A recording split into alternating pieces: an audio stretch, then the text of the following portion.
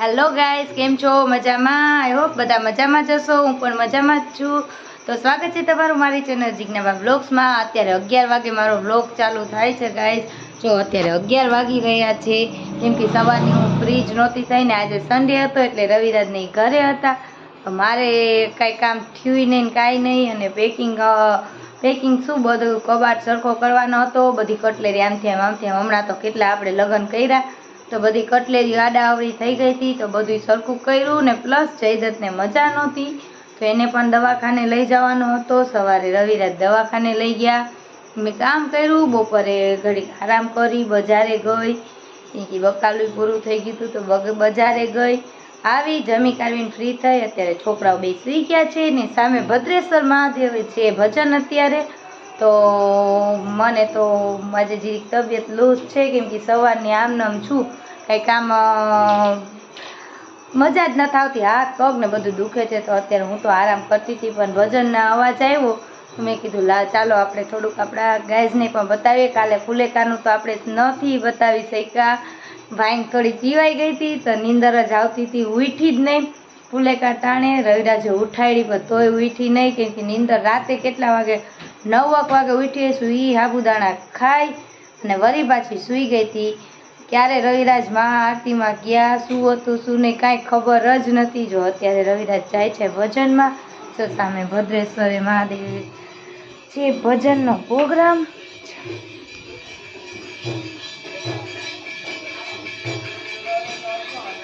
ચાલો આપણે રવિરાજને કહીએ, રવિરાજ જાઉં ભજનમાં. અત્યારે થોડાક આપણે એને ભક્તિવાન કરવા પડે ને. આમ તો ભક્તિવાન જ છે, કંઈ વાંધો નથી. જોકે હું નાસ્તિક છું, હું પૂજા પાઠમાં ઓછું માનું, એ બહુ જ માને. સ્ટેનને શું કરું? જો એને સ્ટેન બેનને ઘડીક વાર જવું હોય ને તોય એને અમારે બધું જ હોય. પછી અમને ભલે ને આવડે ન આવડે. જો હવે જાઓ, હવે યાર તમને કોઈ જોવા નહીં આવવાનું. સ્ટેન નહીં જવું, જાઓ. ચલો અત્યારે એ જઈએ છે ભજનમાં. હાલો ગાઈસ, તમને ભજન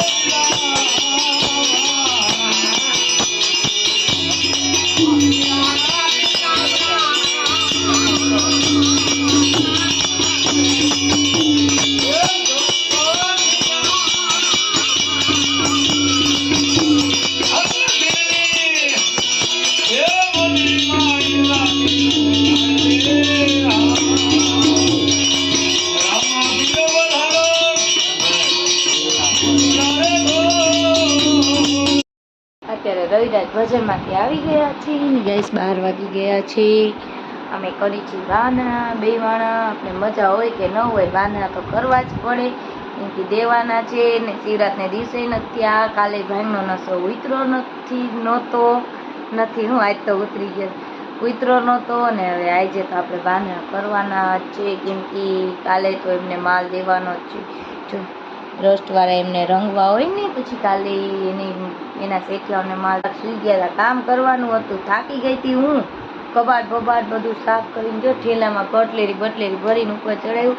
હજી એક આ બેગ તો અહીંયા જ છે, કેમ કે અહીંયા દીદીને ત્યાં 2 સાડીઓ છે, એ આવે એટલે આમાં મૂકી દઈને 2-3 સાડીઓ ધોવાની છે નવી.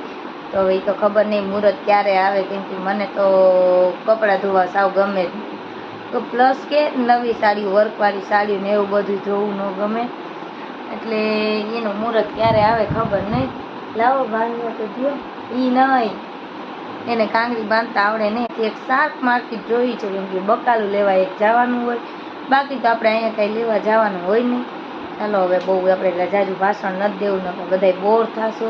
આ વિડીયોને કરી દે અહીંયા એમ કે આજના વિડીયોમાં તો જો કે આપણે કાંઈ બ્લોગ ઉતાર્યો જ નથી. થોડીક વાર ભજનમાં ગયા હતા રવિરાજ, બસ બીજું તો કાંઈ હું આજ કરી જ નથી શકી. હવાનું કામકાજ ને ખબર નહીં, તો દી કેવો ગયો કંઈ ખબર જ નહીં. ફ્લેશ લાઇટ બંધ થઈ ગઈ ગાઈસ. ચલો અત્યારે આ વિડીયોને કરીએ અહીંયા. કાલે મળીશું નવા વિડીયો સાથે. જો તમને મારો વિડીયો પસંદ આવતો તો લાઈક કરો, શેર કરો અને સબસ્ક્રાઈબ કરો. બાય, ગુડ નાઇટ, જય માતાજી, બાય.